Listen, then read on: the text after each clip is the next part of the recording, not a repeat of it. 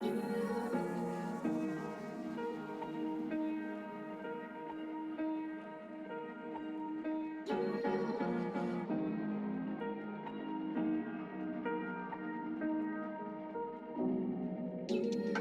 you look, where you touch, where you feel, yeah. Where you look, where you touch, where you feel, yeah. Yeah. Can we talk about me and you? Can we talk about the truth? I wanna know, I wanna know. Can we talk about me and you? Can we talk about me and you? Can we talk about the truth? I wanna know, I wanna know. Can we talk about me and you?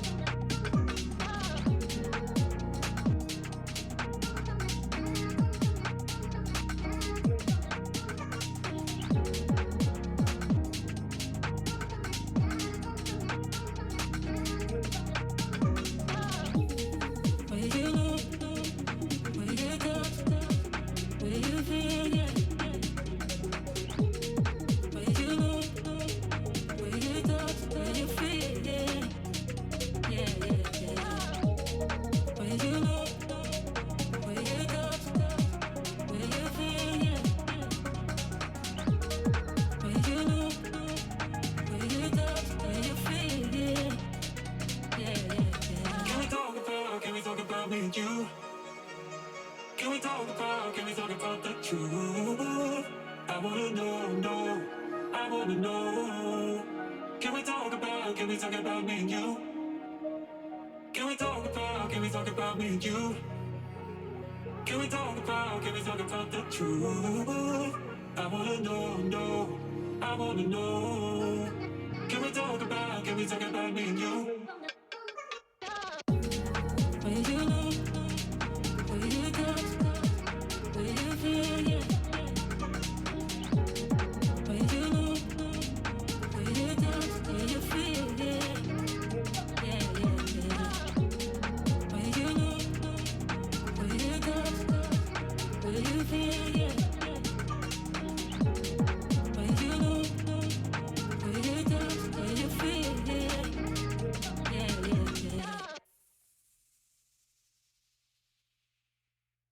When I was a child, everyone treated me badly, 'cause I was a little different. I just want to be belong. I won't let them get me down. I wanna be stronger, always remain true to myself. Let me explain. I'm so fast 'cause I'm hyperactive. Let go plus I think it makes me unattractive. But time goes fast, we should act like a fire, burning everything we know and what we require. I'm the last who maybe is a bit reflective. We're just facts of all self-destructive passion. But time goes fast, we should act like a fire, burning everything we know and what we desire. You get what I say. There will be better days. You get what I say. Start to make some peace, let yourself breathe. You get what I say. When you know there's a better place to reach. There will be better days. Don't get yourself seized, let your feelings ease. How can me finding myself? I wanna be here at the moment right now. I'm taking my fear and make it disappear. I'll make you work it and I'll show you how. I won't let them get me down. I wanna be stronger, always remain true to myself. Let me explain. I'm so fast 'cause I'm hyperactive. Let go plus I think it makes me unattractive, but time goes fast, we should act like a fire, burning everything we know and what we require. I'm the last who maybe is a bit reflective, we're just facts of full self-destructive passion, but time goes fast, we should act like a fire, burning everything we know and what we desire. You get what I say. There will be better days. You get what I say. Start to make some peace. Let yourself breathe. You get what I say. When you know there's a better place to reach. There will be better days. Hello, ladies and gentlemen. Welcome back to Blitz Season 2. My name is Alias, and I'm being joined by Goose, who is a little more educated on how this season's gone than I am. So I'm going to let him introduce things real quick and kind of set up the playground that we're going to be on tonight. Yeah, we are venturing on to our final semi-final game today. Whichever team wins will meet Fluffy Embers in the best of 5 grand final.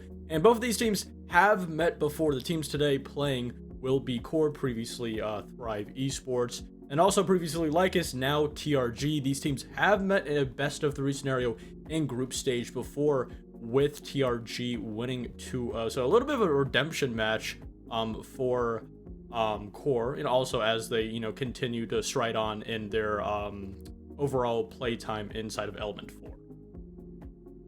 But a good bit of game day practice for them, which, as a former competitor, is always something that you will be on the lookout for.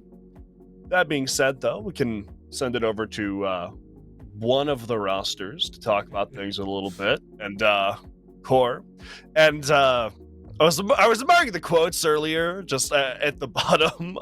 So if you want to look at those, feel free. They are quite funny. But the main thing I think we want to talk about with this roster is that there's quite a bit of T2 talent here, quite a bit of very good T2 talent that we've seen operating in Elements, I think pretty much since the beginning for most of these players. So Goose, what's the vibe you're getting from this team?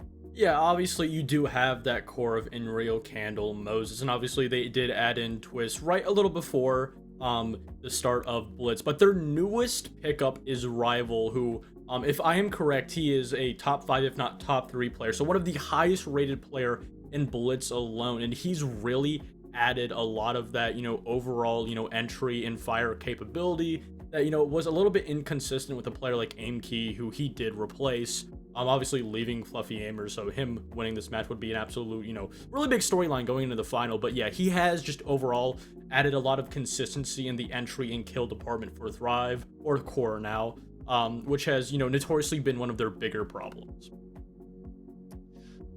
Yeah, I think that was something they kind of stepped away from a little bit, and it's good to see them back in that. Now we have the record on display here, and as pointed out previously, they lost to TRG.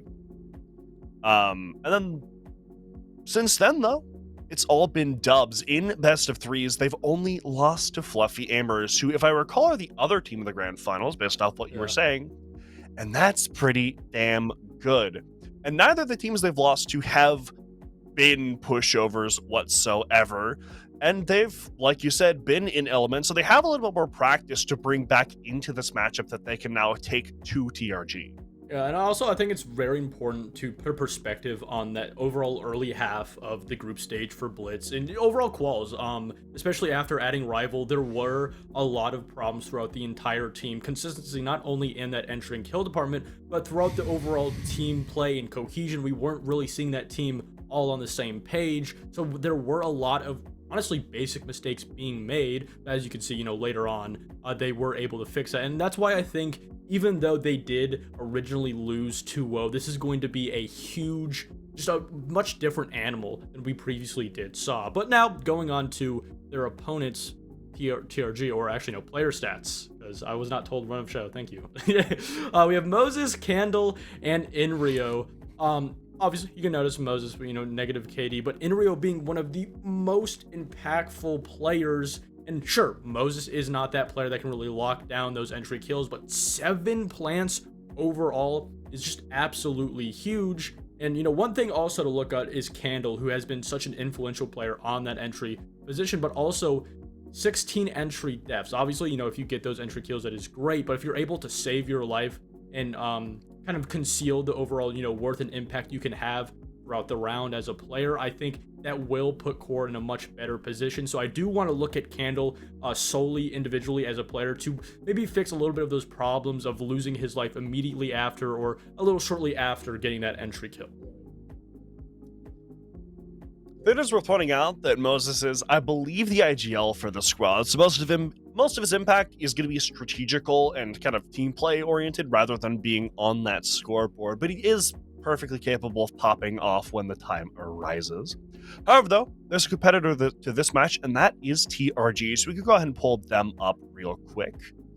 Just kind of see what is going on here. Now, it's a different roster than the previous one, obviously, and a little bit of a different roster than we've seen previously inside of Blitz. Mostly the same, but with a little bit of differences in the way that it's built, so that should kind of create a difference in what we see from them, I think. Yeah, and again, I talked about how this entire matchup, even going off of the, previous matchup being a 2-0, is going to be a completely different animal, and that's because this is essentially a completely new roster. I believe, if I am correct, Cadent, Flacco, and Indria are the only players from group stage. Flacker was added a little bit before, I more than could be wrong.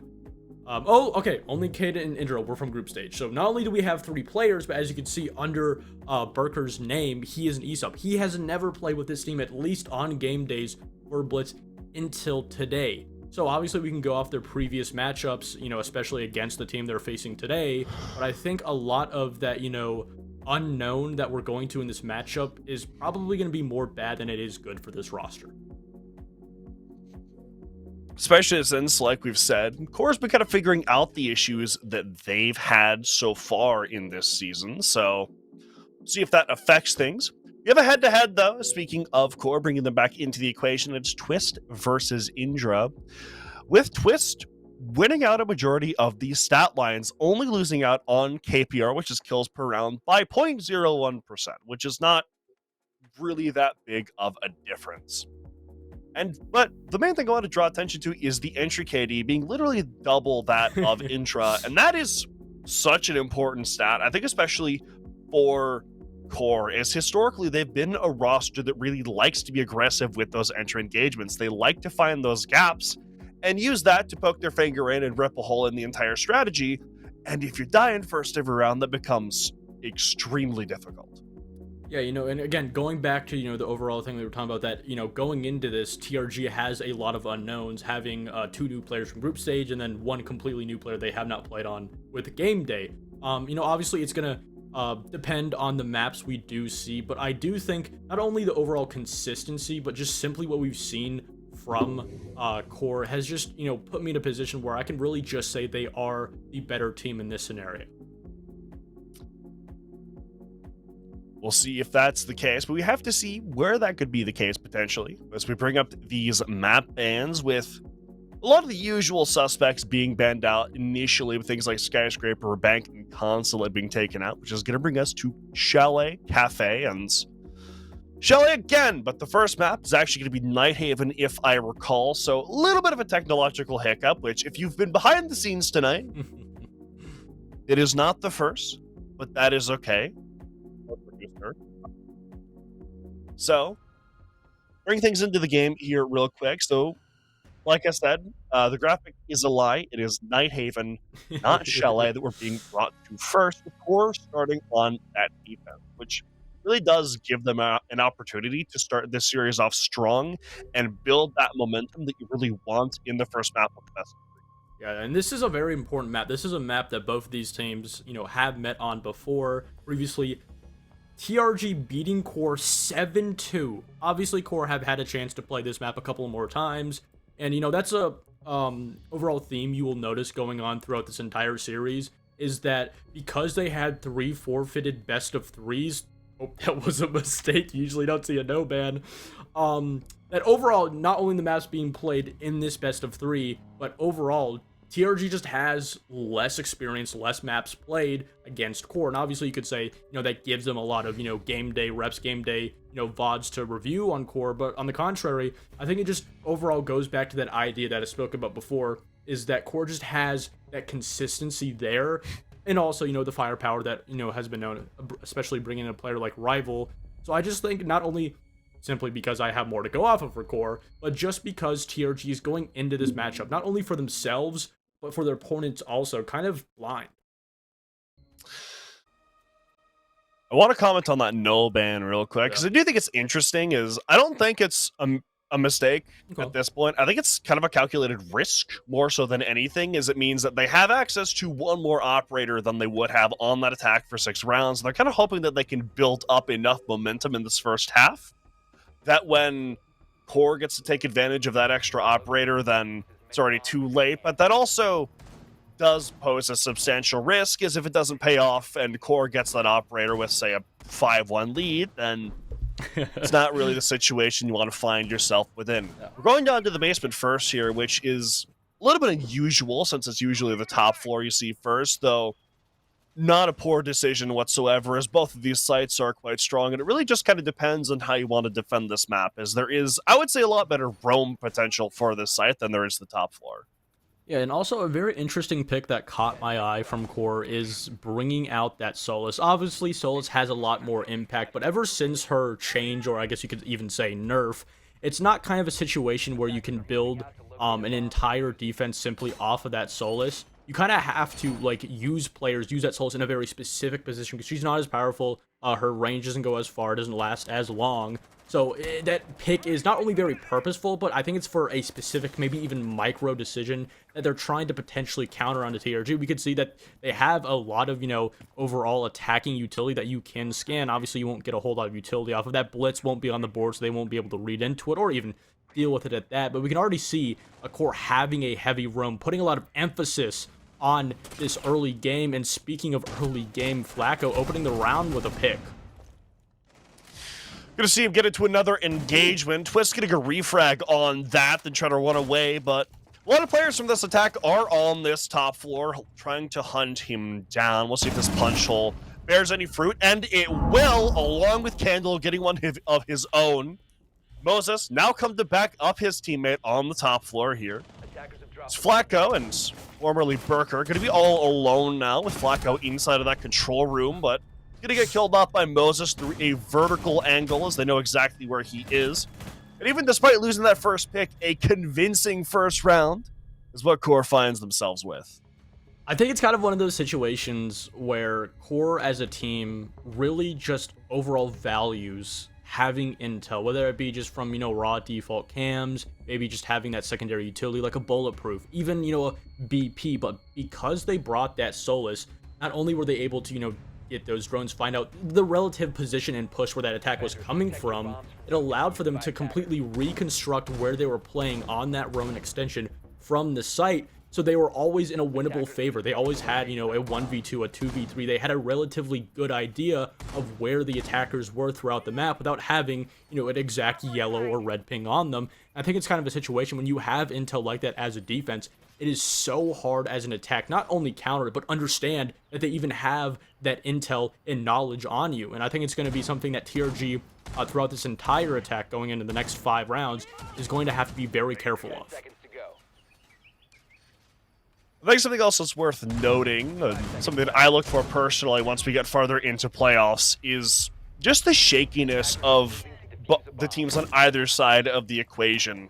Just the ability to lose that opening pick or find yourself in a deficit, but still just remain calm and come out on top in the situation and find the gaps that you need to. And as demonstrated that previous round, Core are very comfortable doing so. They're not a team that's going to flinch just because you get that opening kill. Which means there's a lot more work that TRG need to do, is it allows a little bit of flexibility with the way that Core can play around one another, as they all have confidence in each other to win those engagements once the numbers start going down. But to get to that point, however, we're going to have to see TRG work the map a little bit more than they have been. They want to start opening up these walls and pressuring these players out of the extremities of the site, which so far it's going very poorly, as this time it's Twist who gets the upper hand right off the bat by taking out Flaker, who is a thermite. Yeah, it looks like he may have gotten him from the Maverick hole. I don't even understand where he got him, but just getting that pick is absolutely huge. Obviously, TRG, they do have that secondary hard breach. They have the Maverick still on the board with an ace, but when you continue to not even realize and understand the angles that have been set up by QOR, you just simply cannot win these gunfights. And for the first 2 rounds, I can definitively say that TRG is essentially losing these rounds in the early half of it. You know, not droning, not getting a good enough idea of the positions of these defenders, and it allows for them to know where they are. And you can see Flacco doesn't even know where the Mira is inside. Oh my god, he finally got him. Now, in that position for so long, but he ends up getting killed off. Although Flacco, worse for wear on HP. Now him and Indra have so much left to do. They have a lot of time to do it, but that's not always the solution for success in Rainbow Six, especially with the lack of viable entry points they have. If they want to get into this map, they have to funnel through a doorway, and that makes the gunfights, of course, end so much easier. We're going to see Candle be the first point of contact here, taking so much HP off of Indra, trying to win out this fight. There's so little left between these two players. They're both going to try to fight him at the same time. But Kendall gets one, then Moses has the second. As QOR continue to remain stalwart and aggressive in these positions. It is very difficult. And throughout these first 2 rounds, we could really already see in a micro and on a massive level on, you know, how TRG is really feeling that pressure from not having experience as a team, a lot of individual plays, individual decisions to just simply try and make up. And because of that, that overall coordination, that, you know, team cohesion isn't really falling together in that early round, which is eventually punishing them. And when you have a team like QOR that has such heavy extensions in roams, it's going to completely dismantle those, you know, individual lurk or entry positions we see from TRG. And those are plays that, because they don't have the experience as a team, because they have so many new players added to their roster, they're going to be really relying on that individuality. And when you have QOR setting up these heavy extensions, it's kind of, you know, entire system, entire play style that just counters what TRG is trying to put up on this attack. 5 seconds to go. Yeah, just those gaps that are being left so evidently. And the fact that TRG, or QOR, excuse me, are absolutely willing to take advantage of them, both on an individual and team level. Like you were saying, they're not afraid to get down and dirty, aren't afraid to get into these fights. And they're losing, or they're winning a lot of them. QOR have been very proficient in these duels. We saw, I believe it was Twist as Mira inside of IT last round. Just he held that position the entire time, but they didn't expect him in any of those gunfights. I don't know if it's Chad producing or if it's you. I don't want to call you out. I don't want to call you out, Ali, but it seems every time I cast with you, Chad just loses everything. I mean, dude, I had like 3 casts in Blitz that were canceled like the day before I even got to like cast 1. I am just cursed. You were saying it earlier, this season being called Asylum it is absolutely true to its name. Correct, I would say. But as I was saying, right, they didn't expect Twist to be in that position just ready to take fights. He was in that position looking to aggress onto those attackers as they were struggling to get that wall open. And in that calamity of the attackers trying to problem solve all their solutions on the fly, he gets 2 picks off of it, and he almost gets a 3rd as well because they don't expect him to just sit inside of IT. They're not... TRG aren't crossing their T's and dotting their I's as they're going through this, and it's allowing so much aggression to slip through the cracks. It's kind of a situation where going to this matchup, there's only really so much work TRG can do inside the lobby. And speaking of inside the lobby, we have no players inside the lobby. We'll be taking a quick little break, a little technical break, and we'll be back soon. Don't go anywhere far.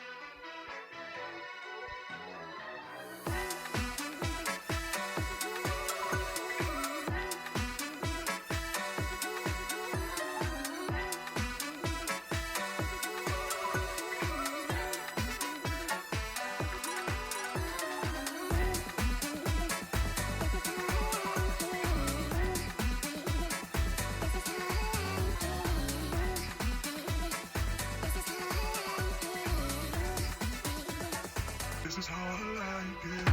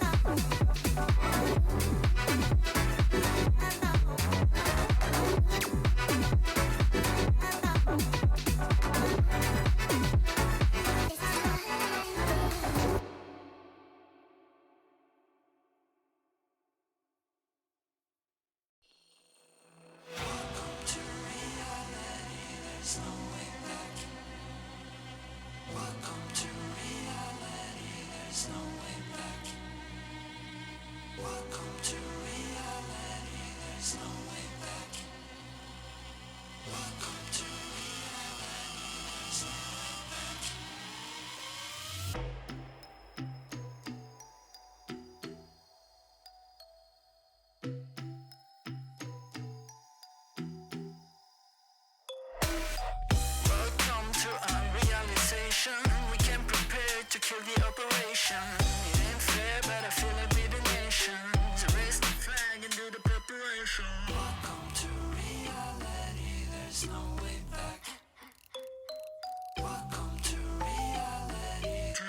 Yeah,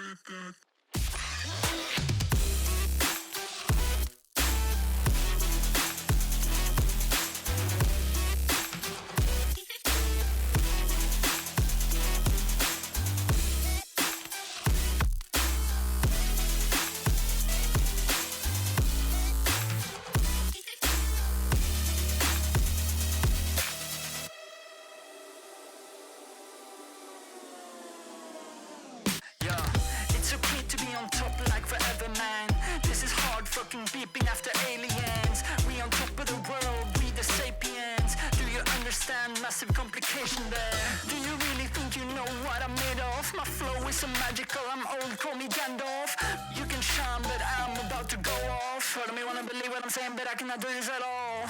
Welcome to reality, there's no way back.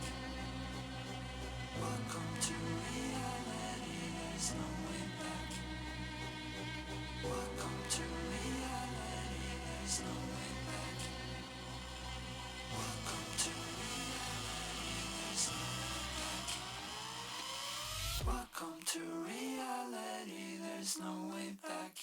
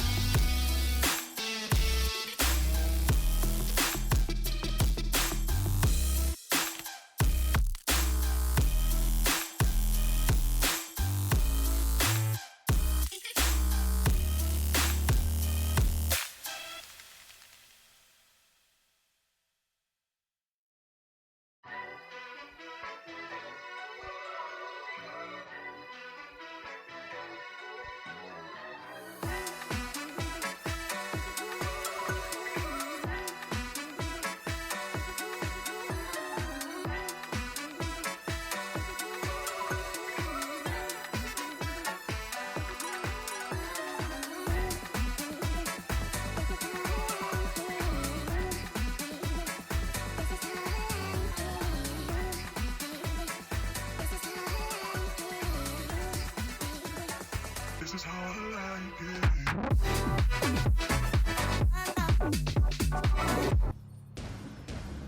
Hope you've got your popcorn, because we're back in this matchup of QOR versus TRG, which, thus far, as you can see on your screens, has gone the way of QOR pretty damn convincingly. With a lot of it, I think, just coming down to the lack of coordination by TRG being punished quite heavily by QOR thus far, although, Goose, what's your opinion on that? Oh, No! no! Just play it out, please. Play it out. Play it out. Please, TRGB dogs. Are we playing it? Okay, I think we're playing it out. No. I'll just talk until Chad tells me we're going back to camps. Okay, they have to play it out. All right. Oh, yeah, because they only get one Urios. Yeah, okay. Yeah, so going back to your point, I do really agree. I think, not only is there a lack of overall, cohesion on the team in the comms, but just there isn't a lot of consistent droning coming out from TRG so far in the series. And it has punished them. We talked about how, Mira almost got 3 kills inside of IT after she killed 2 people back-to-back, was not cleared out, and almost got a 3rd. I think it really could be boiled down essentially just maybe, first map jitters. But as we talked about with 2 new players coming in from stage 1 and a brand new player throughout this entire team of all of Blitz coming in, these are problems that we knew were going to happen. I even think TRG were understanding they're happening. And on top of that, when you have trouble and it takes you essentially a minute to get a wall open, doesn't really add a whole lot. But, you don't waste any more of that, hard breach utility. You still have that Blitz in Buck on the board. So you didn't waste a whole lot of utility, but you did waste a little bit of time. I think for me, one of the big things, which kind of reminds me of, is the lack of preparedness from TRG, as they don't really seem to be in the loop for what is being brought by this core roster. Now, we're going to have Candle getting picked off on Rafters here, which does surrender top floor, I believe, entirely to the attackers, which gives them a ton of space to play with, but there is still a man advantage. Only one player for the defense here. Stretch that, though, is Cadence actually going to get a kill onto Rival, who is unaware of the position that this Buck is occupying. And with this Blitz, that mana quality is going to give a lot of breathing room unless he stands still. Your feet are still visible. And yet again, We're going to see this attack not be prepared. No, what's happening? Inrio on a 3K gets the fall with the pistol, and Twist gets the last one as well. As at every step of the process, TRG not prepared for the gunfights the core bring their way. I want to go back to a point that you made a little bit earlier on in the series, and that point being taking that big risk of not banning an attacker so you can have as many opportunities on your very first half as possible. Obviously, if you go to Nighthaven Labs, you understand your opponents will more than likely pick defense, as you then will start on attack. But what we've now seen throughout these first 3 rounds is TRG is not prepared to attack on Nighthaven Labs, or at least against core. And I think that risk of having that one attacker on, really at this point, kind of in my mind, is like, you know, if they can get 2 to 3 rounds here, it will work great. But if you go down 0-6, 0-5, or 1-5, and they have a couple of attacking rounds, you still really will not see that effect. So I think, again, you know, that decision was a very big one, and I also think bringing us to Nighthaven Labs also was a decision in itself. But at the end of the day, TRG as a team, they do have to have that confidence behind themselves. But again, I just think there's only so much they can do in the lobby as a team to fix their problems, and I think just coming into this core, just overall was a more well-rounded team. I think I also need to point out that this is TRG's map pick. This is where they wanted to go. And if you lose your own map pick as the first map in a best of 3, that can be quite disastrous, especially when you're in the position that TRG find themselves in of being the team that's newer and less put together. With how convincing things have been so far, if they go down 0-4, that honestly could be it. Now, they did manage to get an opening kill on this site previously when they were roam clearing, as Flacco had an amazing lurk inside of control room. We'll have to see if they can replicate that success. So far, they have established quite a bit of positioning around the building, but it doesn't look like anyone's actually made their way inside yet. And if you give that leeway to core, they're gonna take that and they're gonna play around with it. They're not gonna make your lives easy. We're gonna see the first gunfight go the way of Moses as Indra fails to get that opening pick. And now we're 3 for 1 on those opening picks as well, which, when you're already in this position, doesn't bode well. Lurk for Flacco inside of warehouse, but he is going to be spotted. Going to try to go for the pick on this Capcan, but so far nothing comes of it. Still going to be taking that gunfight, but yet again, Twist with the better positioning gets that kill, as now Moses is going to fall off and reconvene with his teammates, as finally Rival does fall. But we're halfway into the round, and the progress has been halted. Yeah, we could really see earlier on in this round, core just really put a lot of emphasis on staying in sight, not overexposing themselves. But after they got those first 2 picks, they rotate a couple of players up so they can continue to apply pressure. And it has worked immensely. You still do have one roamer. They're going to have a ping from that drone, so this will relay that Twist is still playing in this position. But just look at how much time is being wasted on top of it with Candle with the flank. Core just has complete control of this entire map. But with Caden continuing to go big for his team individually, he will even it out. Kendall, though, gonna make things uneven yet again, and then some. 2K for him with that SMG-11 Cadence, the only player left standing for his team. As Kendall's located inside of storage room, Cadence gonna drop down into the site, try to find anything, but they know exactly where he is. There's no way out of this without killing everyone. Gonna get that first pick he needs onto Candle, has to get an ace to win this round. He tries to open up any possible lines of sight that he could get. Doesn't have control of this diffuser, only has 20 seconds left to make this work, but the goo mine gonna make things so much more difficult just to pull that out. C4 though from Inrio, all it takes to end the round, as Core convincingly up 4-0. My prediction earlier of TRG solely relying on that individual entry capability so far has been correct. Aside from Caden in that round, no other player was really getting aggressive in a position and having success that Caden found. And on top of that, a lot of players in the early round Core's just completely isolated. As you can see here, Moses just finding injury, droning himself in, keep in mind, completely isolated, both of his teammates near him on top of the roof. In a situation where you should have at least another drone from another player there, and that's why you're losing these early picks, because not only are you isolating your entry players, or at least your players that are in those entry positions, but on top of that, you don't have enough of that drone support to give them a clear pathway throughout the map. In Core, they've realized this, and I think one of the biggest components of Core's success isn't necessarily their firepower that they, are relatively known for. It's their ability to read teams. Obviously, they do have a little bit of a problem when they go up against higher skilled teams, but when they have a team that has so many mistakes like TRG, reading their mistakes and reading where their overall positions throughout the entire map as a defense is relatively easy for them. Something that's been consistent all the way back to the Enki roster is, like you said, when a team leaves the door open, Core are absolutely not afraid to walk inside and pay you a visit.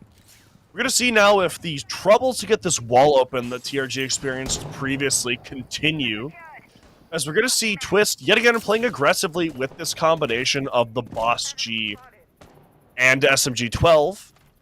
We have a Blackbeard here, the first one I've seen in BLITZ, so I didn't watch the last game, but they worked together to take him down. Wow. And yet again, that opening pick goes the way of Core, completely uncontested.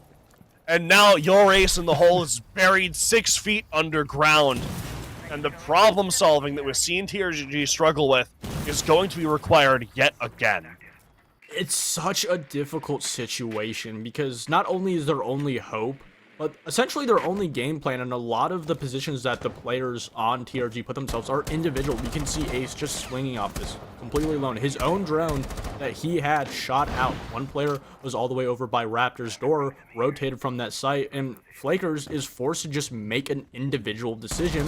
Hayden also make an individual decision, rotating around the map, completely making a 180 from what was his original planned position, simply because they don't have an answer for what is in front of them, trying to create a new opportunity, trying to compensate for what they have lost, but they have no answers for this overall defensive hold from Core. And now they're just dilly-dallying. I mean, the only person inside of the building actively is going to be that buck of Caden, but he's going to lose a teammate of Burker, and that hard breach is gone, and even Cadence almost lies on the ground himself, as everything that TRG goes for, it just doesn't work. There are only 2 of them left. One of them is only on a sliver of HP. So they have to make everything work. This barbed wire going to give his position away, and he doesn't expect the swing from Moses. 1 versus 5 for Flaker. He gets the first. He goes for the second, but Moses is better yet again. The Taco Bell from the soundboard rings out in my ear, and 5-0 for Core. 5-0 on their opponent's map pick as things are spiraling out of control for TRG. I think the best overall summary and example of how this entire Nighthaven has gone so far was that very first entry position that you were seeing with Blackbeard. All alone by himself, no drone, no supporting player, trying to make an entry position, or on the other hand, fully realized not only was Blackbeard on that window over by Raptors, but he was alone, shooting him from the back, baiting him, turning him around, and then allowing that second core player teamed by his teammate to just shoot him in the back. And, that's what has happened not only in these individual engagements, but essentially this entire round is that TRG has just played so individually because they don't have that cohesion. They don't have that teamwork with all of these new roster pickups. While Core, not only do they have that cohesion and that consistency as a roster, but they also are reading into these mistakes, these individual positions of these attackers, and that's why they've just essentially run away with these early rounds.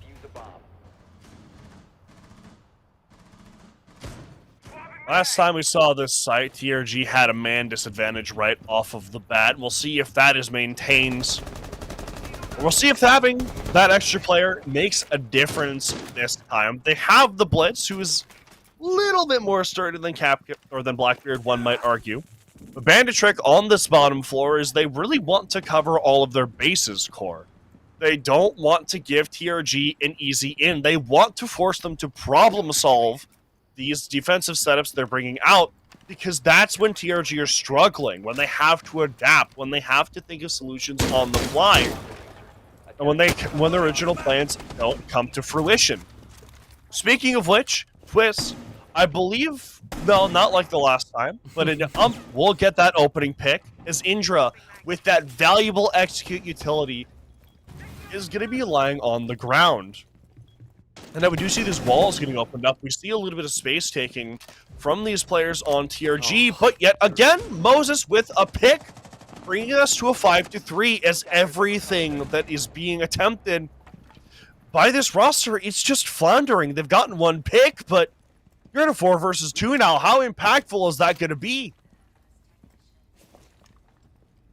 Not a lot of opportunities, but the one entire game plan essentially right now for TRG in this 2v4 position is they have to take individual gunfights to try and work down, dwindle that overall man count. And this is a situation where obviously they're not going to be comfortable in, and this is exactly what QOR wants. They're going to be forcing these 2v1s, but it's kind of a necessary evil that TRG has to face because of that poor early round that has haunted them throughout this entire half. And now Flakers in a 1v4 with relatively no information. The Pulse knows exactly where he is. He's just going to relay that to his team. A default camera on top of him. Just a devastating round overall. But a triple kill could give him some life. If he can ace and win this, only has to find 2 more picks, but that Legion is going to make things very difficult, as will that cross from Candle. Excellent vertical play with that shotgun.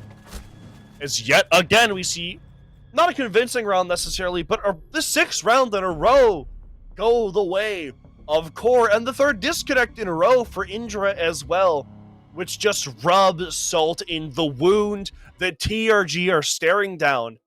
As now, like we've talked about a couple times, that gamble of not banning an attacker, so you have that extra room to play with, it backfires in the worst way possible. You've given QOR that extra operator when they're up 6-0. They can burn 5 rounds and still be in regulation on this map. It's a position that TRG don't want to find themselves in, and one that's highly discouraging on your own map in this best of 3. We've given a lot of props to QOR throughout this entire matchup, this entire stream. But I think the thing that surprises me most is how mature a team like QOR is. If you've seen, other rosters, maybe a Mike W, Pug Stack, once they get in a position where they're just winning and they understand TRG are in no winning position at all, they'll start to throw. But QOR did not do that whatsoever in any round on this very first map. Every single round, they were just drilling the point home, not giving TRG an opportunity to breathe, continuing to have those very aggressive and defender utility heavy extensions and roams throughout the entire map, disallowing TRG to have those individual entry kills and success. And it's kind of a situation where QOR could have well been in a position where they just started to, let off the gas a little bit, given TRG an opportunity. But because it's not there, TRG, they've been given absolutely nothing, and they haven't been in a position to really take anything away from QOR.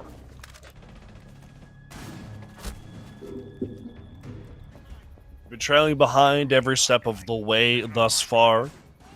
1 round is all they need. 1 round of the next 6 is all QOR needs to finalize this map and bring us on to that 3rd. As I was going to point out last map before Flaker had a little bit of a goated round, is before those 2 kills he got at the end, him, Burker, Flacco, and Indra combined for 3 kills. Now they combine for 5 kills, with Cadence having the other 4. So you have 9 kills on your side after the rehouse, and 2 of your players are 0 and 7 combined, whereas no one on QOR is really dropping anything. Rival's only 1 and 2, but everyone else has been picking up so much slack that his impact hasn't really been necessary. Now we're going to see this Blackbeard come out here, which is the new rework of this season, an operator that we didn't see TRG use very effectively. We'll see if it works better in the hands of QOR. And one other thing I want to point out real quick, Dries, before I throw it to you. Yeah. These walls are already open. There is no dilly-dallying or tomfoolery from the side of QOR. They're working efficiently. They want to suffocate this defense as quickly as they can. They're making sure that they don't let off the gas. They're making sure that they take every opportunity that is given to them in this overall push. And the Raptors, paired with the Blitz to clear that position out inside of storage, not only gets them 2 opening kills, but now they essentially have a strangle on this bomb site. They're just 1 step away from executing. They just need a couple more seconds to maybe just hear a gunshot, hear a footstep, use this Blitz on Moses to just find an entry point. But with that diffuser down, it is going to give TRG just a little bit of time to breathe as QOR now starts to reset their entire attack. They have 1:30 seconds left to make this thing work, and that's so much time in rounds like this. But we are going to see a shotgun kill from Flacco. Immediately refrag, though. The offense is moving in. They've taken control of this bomb site. The defense has to make their way back in. They start to, but it's a 2 versus 1 now for Burker. The mute SMG-11 alone on Raptors. The Blitz is spotted him. He's going to be fully blind. Going to have to go for that knife fight. This is oh so difficult. They both know exactly where he is. Diffuser is down. He doesn't have any time to play with. He has to find these gunfights, isolate these players. But neither of them are making it easy. They won't give him anything. Blitz going to try to fight him, but the crossfire is better in the end. As we end this first map, 0-7 for the team that picked it. Definitely not the start you want to have after your very first map pick of your TRG. And going into this matchup, I knew this was going to be essentially lopsided, whether it be a 2-0, I didn't really expect a 7-0. I expected it to be a little bit closer, but I do just simply think it is the lack of cohesion, just a lack of time as playing together as a team like TRG, especially with that, new player, Burker, coming in, didn't really have that much of an immediate effect, and that's usually what you would want from an E-sub, because you can't really have him in a position where he just slots in to, a support flex role. You need that capability to shut down these entry positions, and when you give entry position solo engagement after solo engagement, even like here, a perfect example with that Blackbeard, a team like QOR is not only going to punish you for it, but they're going to take maximum advantage of it. A report showing from TRG, very good showing from QOR as they've locked things out quite thoroughly. And as I've said a couple times, that is the map pick of TRG. Not Consulate, but Nighthaven. The graphic is a lie, much like the cake in Portal. So we'll see if the next map, which is Chalet, no, not Chalet, Cafe.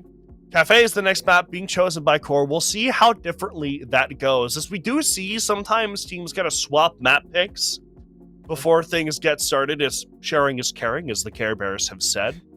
But I suspect this isn't going to be one of those cases. We do have a break, though, before we kind of figure that out. So get up, grab some popcorn, grab some water, but be right back, because we're going to have the next map coming up here shortly.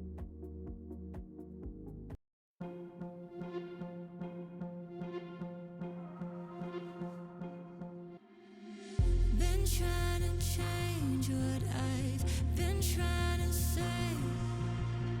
Words don't come straight from my head to my mouth. It's such a shame that it fell out of place. Was never me that was bringing you down. Why we always looking for more? Why we always looking for more?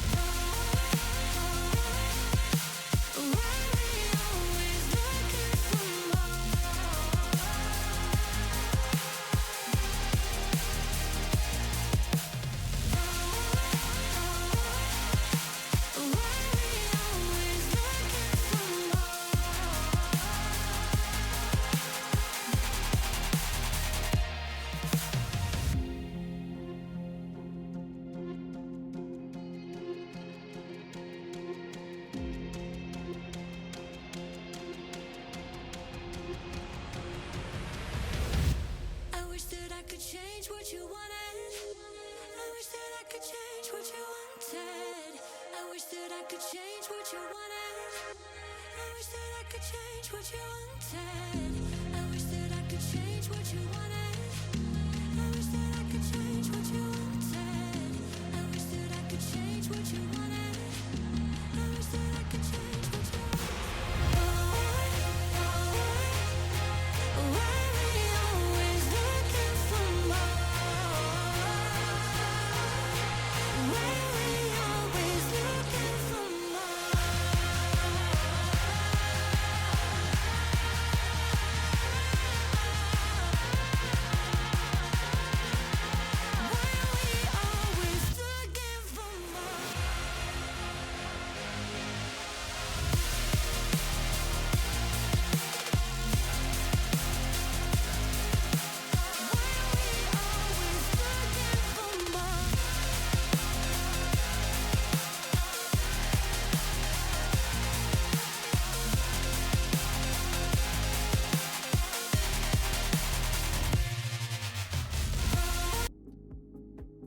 Merry Christmas, you get us back early, as the players decided that they wanted to just get things started, and well, we agree. Things haven't really been going for that long, even with all the technical delays that we've had before, during, and after the game.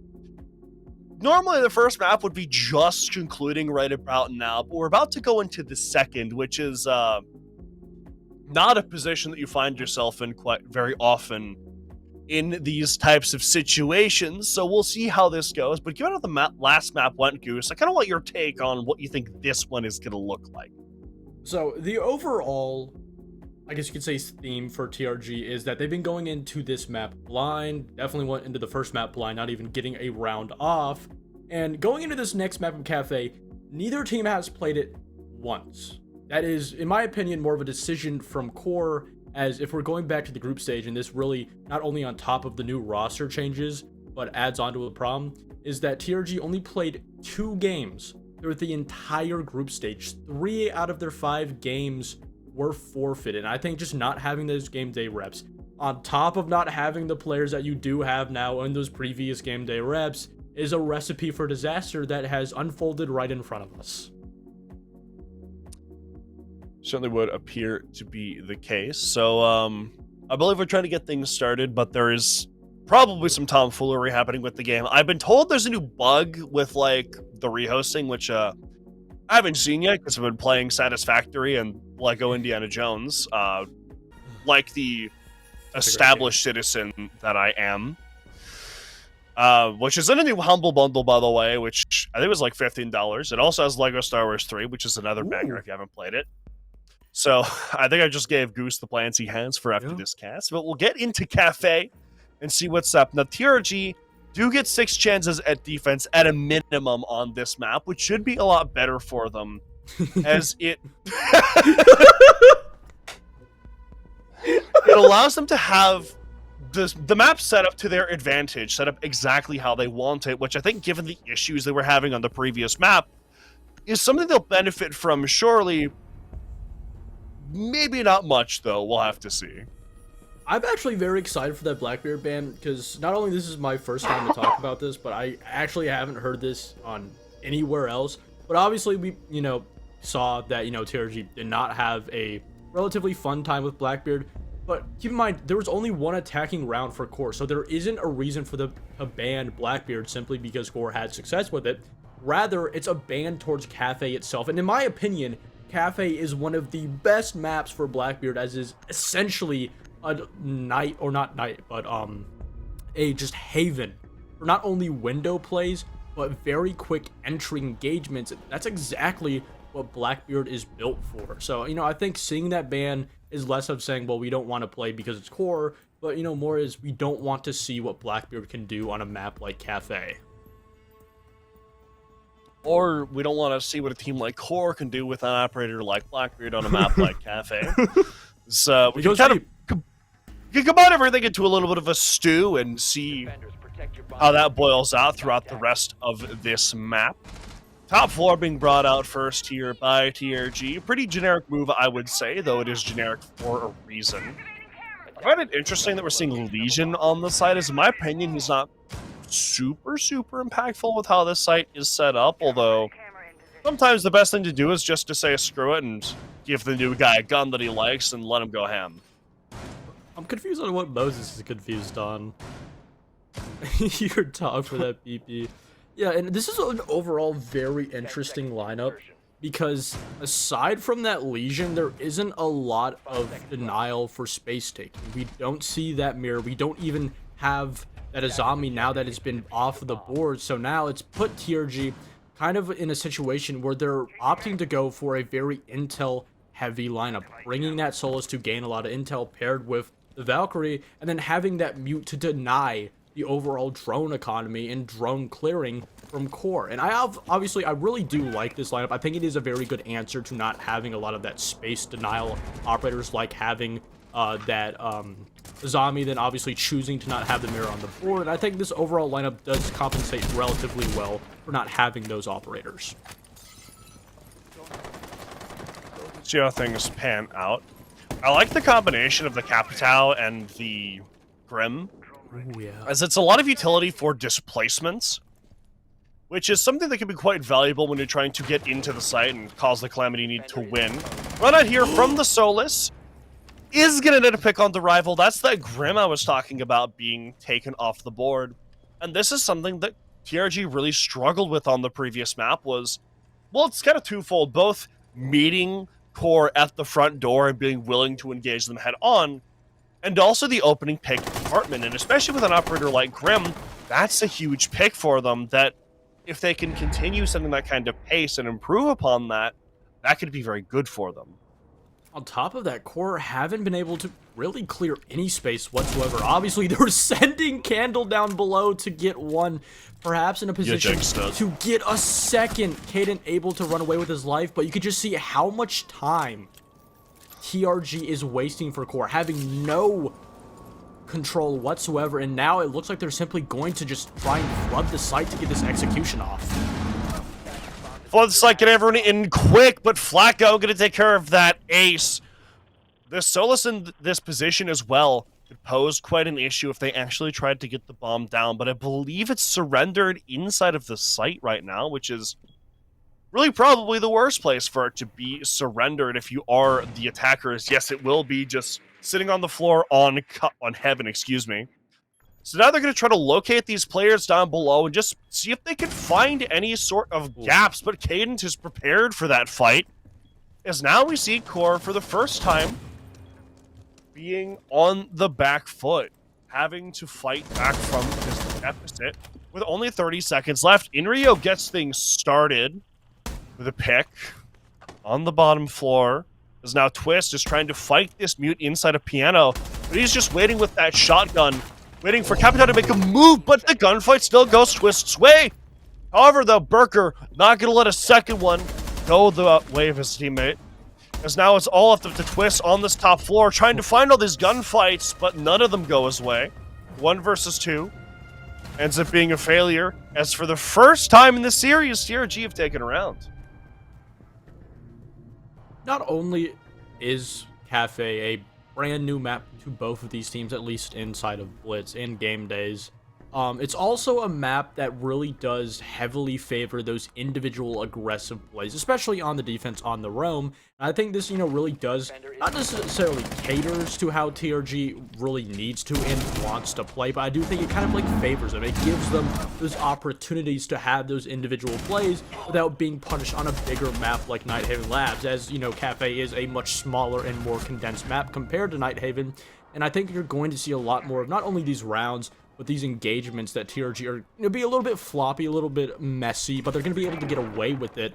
And QOR now going on to the attack, obviously, the statistically either least favored side or just, flip-flop, as, Cafe is a very undecided map on its own. I think this is an opportunity for at least TRG to, gain a couple of rounds. Whether or not they win the map is, in my opinion, up to how good of a game QOR want to put up, but I do think this map overall just simply favors the playstyle that is being set up today by TRG. I have to agree with you there. We'll have to see. I should note that something we see quite often with not necessarily QOR, but quite a few teams is just kind of feeling things out in the first couple rounds on a new map, just seeing exactly how the other team is going to play things. And we saw on the first map that TRG were very discombobulated. They were very timid. And so them playing like the exact opposite so far on this map probably caught QOR off guard. Now, though, they're more aware of the fact that that is the game plan for TRG on this map, so they can play around that a little bit more and take advantage of any mistakes or any gaps that TRG might leave, as I suspect those issues of those gaps appearing probably isn't just gonna disappear. Although we're gonna see Flaker try to make an aggressive play onto these white stairs. The attackers are trying to get this open, as it looks like they want to circumvent this realm as much as possible.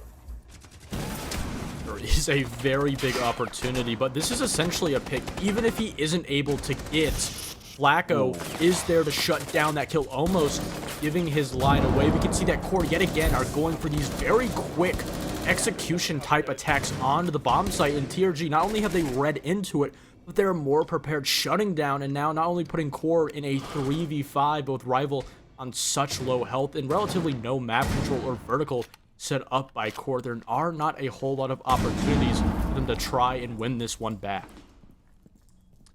We're going to see this Sens try to take a fight. Going to win the first one. Going to have to take another one onto this player inside of Kochek. But Twist is wary of these positions, as there's so little man count on his side that there are a lot of boxes left unchecked. A lot of uncertainties within the round. And that's always something that makes you quite nervous. You're going to see a trade go out there, but Flacco going to secure the 1 versus 3. Which Twist now has to fight his way out of, does not even get one, as TRG are up 2-0 so far, as they've had quite a convincing defense so far. One big factor that we haven't necessarily touched on is that TRG's on the defense. We only got to see one round of TRG defending on Nighthaven Labs, and at that point, the map was already over, essentially. And I think this is Cafe acts kind of as a fresh start for TRG. They can kind of go into this with a cool, calm, and collected mind, especially after they didn't have to take that 5-minute timeout. They just want to immediately get into this, and that's exactly what we've seen. You can already see not only their cohesion as a team is much better in translation on the defense, but their decision making, not only as a team, but these individual aggressive players, more importantly, that Vigil in that position, who understood that he didn't need to over-aggress in his position. He just needed to make his presence well known, to just waste a little bit of time, draw attention for QOR, for those additional TRG players in sight to eventually swing and shut down those players right outside of Freezer. I think it really goes just say that TRG just wasn't necessarily prepared and wasn't able to read into Nighthaven Labs. On the contrary, they are well prepared for Cafe. Which, just double-checking things here on my end, is interesting because Nighthaven was their map pick, and this is QOR's. Although, like I said, that just gotta happen sometimes. You know, sharing is caring. Sometimes you gotta make a donation to the other side. Although, I'm sure that QOR would rather not make that donation. And they still really don't have to. We're only 2 rounds into the series.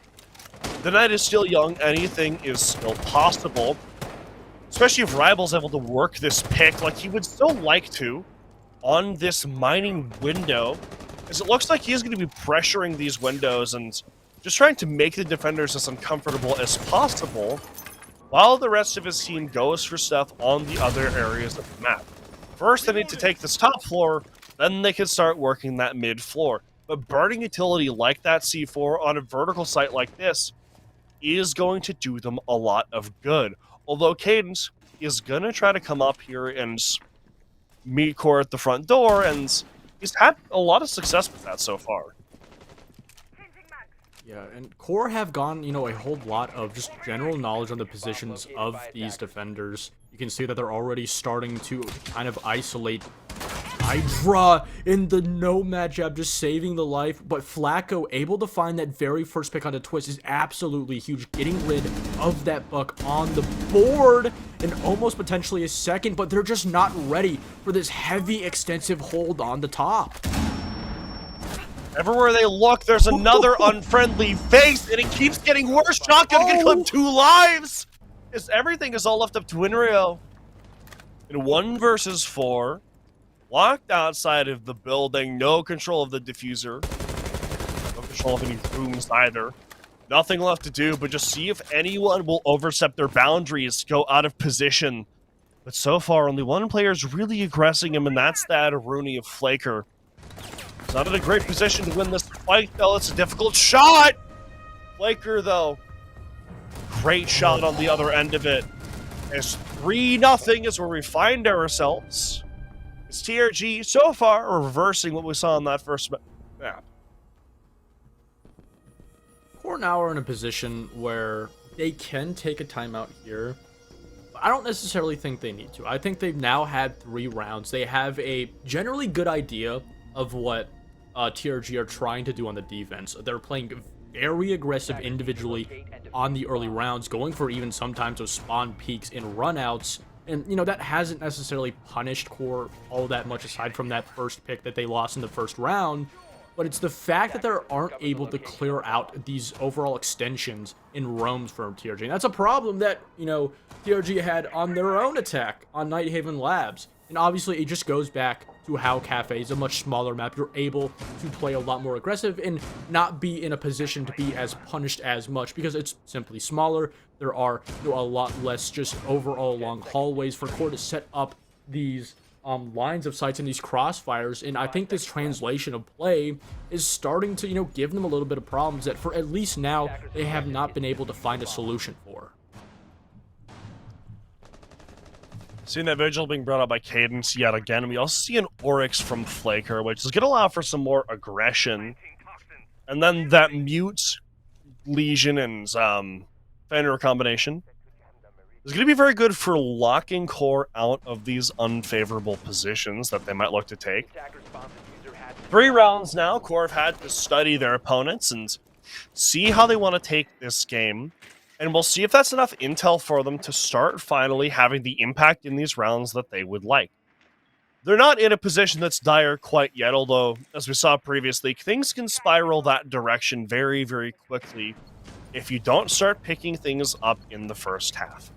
Now, we're seeing them attack things a little bit more slowly thus far, as a lot of players are just on the roof so far, but I think that's a very deliberate thing, as they want to make sure that they don't leave anything up to chance. They want to know exactly what they're walking into, so when they walk into it, they're fully prepared for whatever comes next. I really love this pick from Inrio into the Flores. One of the problems that I've talked about, you know, throughout this map so far is that QOR is having a relative problem during these extensions in this defender utility. Bringing that Flores out is going to be able to not only clear this defender utility relatively with ease, but also allow for that player to not risk his life, not having to go out of his way to get that nade. We can already see it's cleared away essentially, but still losing that opening pick to a position that they weren't even fully aware of. And then we're going to see a player pop out of that J desk, and yet again, flurry of gunfights, all going the way of TRG, -1. As Indra hits the cutting room floor, but Rival and Inrio are all that's left for the attackers. Make that just Inrio. Caden has a beautiful swing onto Rival. As now Inrio can't even get one, as yet again, everything is going the way of TRG. So much gunfight, so much utility play is just locking QOR out of this map. That is the point where you take a timeout if you're a QOR. Not only because you are down 4 rounds, but that was a round where it's not like, oh, we didn't know what we needed to do. We didn't have a good idea. They cleared the utility, but when they pushed in, they simply didn't do enough due diligence. They didn't even have a player on piano rappel, no external pressure onto that player.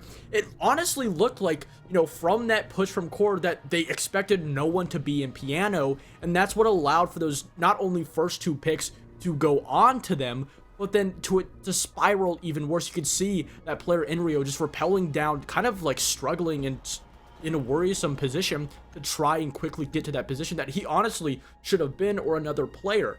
And now we're kind of in a sense where QOR are starting to make very simple mistakes for reasons that are unknown to us as of yet, that we didn't see on Nighthaven Labs, and that's why they're taking the timeout, not simply because they haven't figured out this TRG defense. They relatively have a good idea of what they're doing, but they're just not all there as a team. They're not all on the same page. They're not making the decisions And the overall comms, to me at least, seem a little bit cluttered. We're seeing a lot of comfortability build up on the side of TRG. We're seeing a lot of uncomfortability on the opposite side of the equation with QOR. And that is another thing, really, I think that proves your point, is that QOR need to start establishing themselves inside of this round. If they don't, then, well, what are you doing here? You don't want to drop your own map in a situation like this, especially with how convincingly that first map went in your direction. Although, like we've been saying, not all hope is lost. If they can take these next 2 rounds, they're going to be fine, I would say, for how Cafe can often play. And the defense, even though this is kind of a wishy-washy map, still a pretty favorable position in general, though we'll have to see if they can take advantage of it, if they can get to a point where they can take advantage of it. Yeah, 2 rounds on the attack going into your second half is honestly relatively expected, and you can't really be mad at yourself. But after this timeout, the option that QOR has taken to address this round is a very aggressive. Players attacking utility used for the overall execution, having that Capito paired with that sends, but TRG giving that first pick away, in my opinion, is the biggest burner in this entire round. The biggest thing that QOR could have gotten that honestly was kind of delivered to them on a platter. Beautiful macro play, or nice micro play, just by the way, from Inrio there. We're going to see a fast play onto Bakery, however, off of this blitz. Once this wall's open, and that cover isn't present from Prep, you're going to walk him right in, start taking the space, start taking out some utility, and now they can start trying to work the site itself. Now, there is probably going to be a little bit of vertical play from the defense here, which is going to make things more difficult once they actually want to get into the site itself. But there are ways to circumvent that. They're probably going to send someone up to a window at some point, or even just see if they can overwhelm the site, as now they have the opportunity to get this wall open, and they have about 1 minute, 15 seconds to work their way in. Yeah, just simply not even putting any pressure on this vertical, hoping that they can potentially try and take this bomb site in a situation where they're catching TRG off guard, but this vertical from Caden is completely shutting down QOR this entire round. The pickup onto Moses will be relatively good, still on low health, but now losing your ace is going to be an absolute detrimental loss to QOR going into this execution phase. The Blitz becomes less powerful with less people standing alongside him. And that's what the attacker's going to be facing now. He is going to attempt to get this bomb down. Capitao is trying to get that cover, and he'll be successful with it. The plant goes down. They're able to lock out these angles, at least so far. More utility is left to lock these defenders out. Inrio with beautiful positioning as well. Gets himself, I believe, a 3 or 4K on that round. As finally QOR figure it out, they solve the puzzle, and they get themselves on the board. That's a round, in my opinion, if you lose that. I don't want to say it would have been the end of the map, but it would have been in a situation where your mental would have been really bad. And an overall messy execute in round from QOR. Not even attempting to put any pressure, any drones, any player even shooting the window open on vent balcony to apply some pressure onto that vertical. And that was an entire gameplay by QOR. That was a purposeful decision that, in my opinion, I really do feel like now going into the exact same bomb site, this last round of their attacking half, that they need to apply a little bit more split pressure around the map. It doesn't necessarily have to be that vertical. You can, maybe try and attack and get that, freezer wall open. But the problem is when you give TRG a very, not necessarily flat, but a very direct take that they can give simple solutions for, that being a vertical. On top of that, TRG making a lot of mistakes, giving QOR an opportunity. It's kind of a situation where QOR, they really just have to lock down these mistakes that even after the timeout was still in that round. If this run out nets anything, which it will not, at least so far. It's like you said, these mistakes, even after that timeout, are still kind of piling up for QOR. and we'll see if they can start to alleviate that.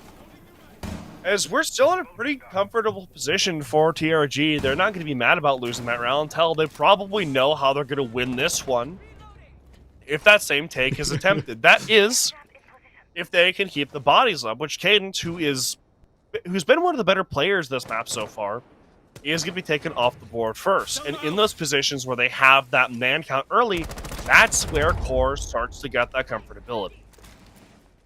And it's also kind of a situation where these aggressive players are forced to go on to essentially 2 to 3 core players, on contrary to rounds previous where a TRG player could run out like the very first round and find an isolated core player because they aren't expecting that aggression. But because this entire attack is formulated right around this bakery position, no matter what entry engagement TRG try to push onto core, there are going to be multiple players. That's why we saw them lose that very first pick, and that's why we're seeing them get so much map control. But now the problem is for TRG, or QOR rather, is that they're giving TRG kind of a cookie cutter round. This is exactly relatively what they did before.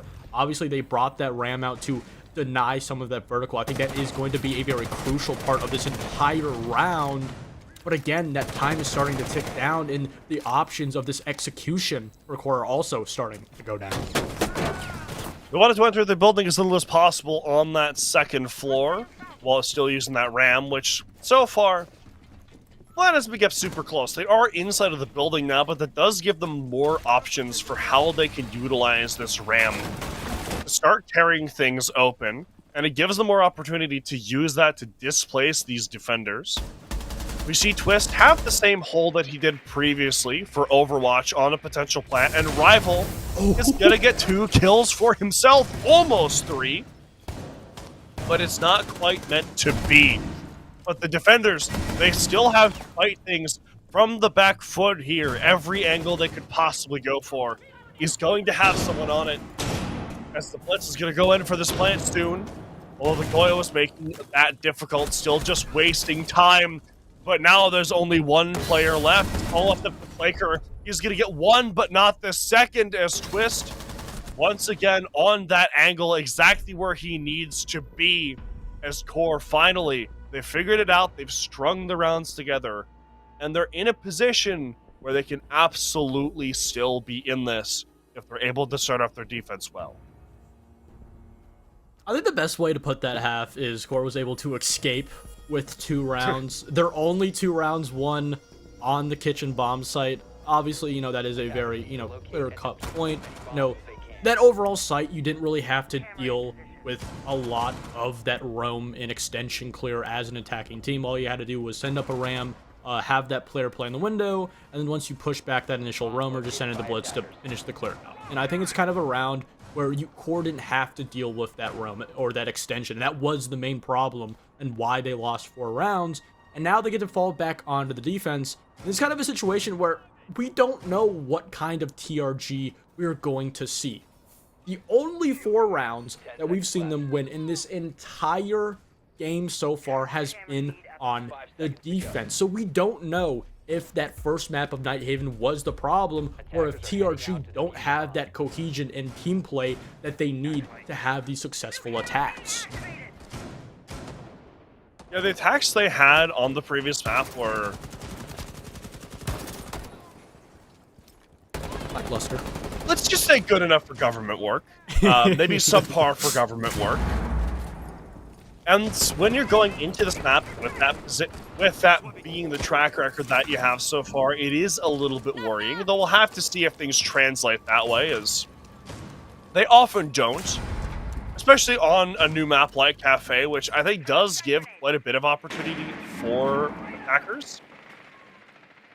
We'll just have to see how these 2 strategies stack up against one another. But Inrio is going to get that first pick, taking out that Dokkaebi of Cade before he was able to use any of his calls as well. And that's going to be quite a bit of impact and just give a lot of room for some ratty plays. Yeah, and that's a pick that, because TRG are not immediately able to get back, and missing that pick onto Rival, and Inrio getting another. No opportunity's been given to TRG in this entire map as QOR are starting to finally find themselves well-rounded, shutting down these players very early on. close. And a poor timed cam gives Indria an opportunity. Shotgun, though, is gonna get the better of him, as it looks like. Starting to see the old core, starting to see the old TRG as well, as things are just falling apart at the seams here for TRG. As we've seen Flaker get one, has 3 more to find. He knows where the diffuser is. He wants to try to retrieve it. And it looks like he's going to be able to do so successfully. But the defense, now they know exactly where he is. They have full control of the top floor and of the site as well.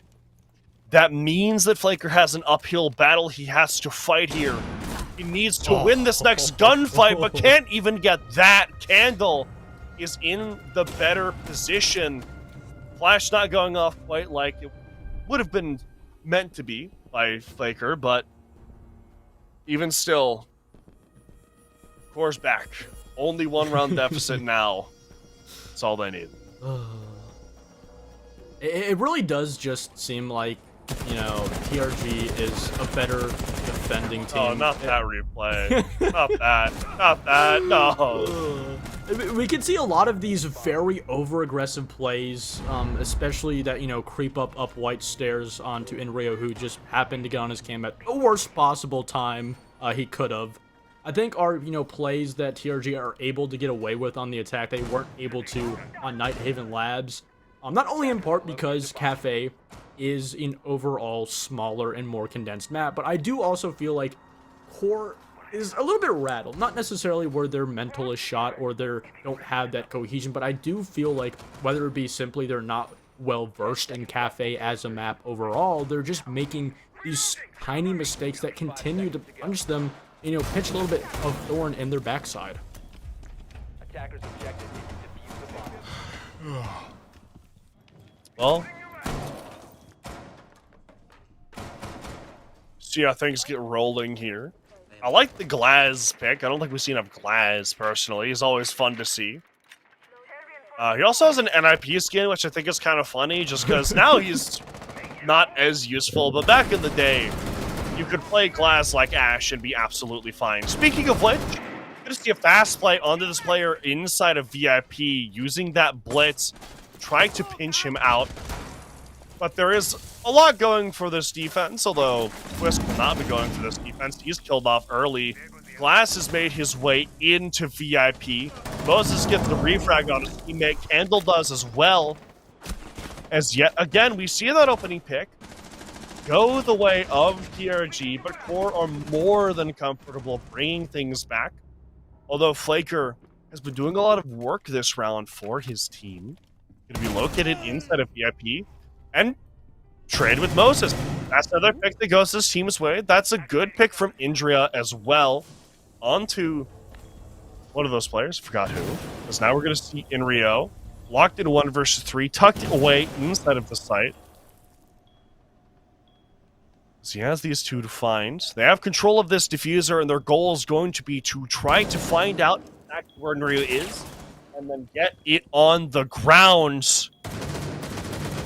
Move around these fights, try to isolate them as best he can. He needs to win this next fight. He's going to get it. He's going to try to lock them out as well. He knows exactly where this attacker is.